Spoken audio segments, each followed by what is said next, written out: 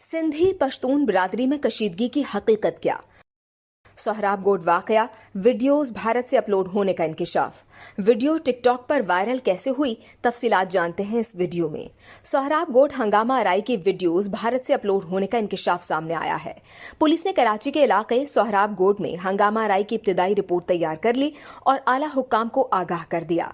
इब्तिदाई report में इंकिशाफ किया गया कि सोहराब गोड हंगामा आराई की वीडियोस पहले अफगानिस्तान भेजी गई और फिर भारत में फेसबुक और टिकटॉक के जरिए अपलोड की गई।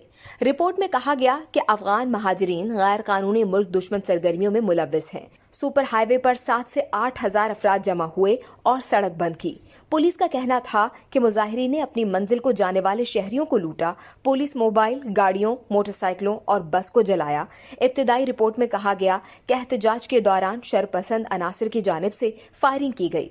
हंगामा आराई के दौरान मुतादिद पुलिस अफसरान और अहलकार जख्मी भी हुए।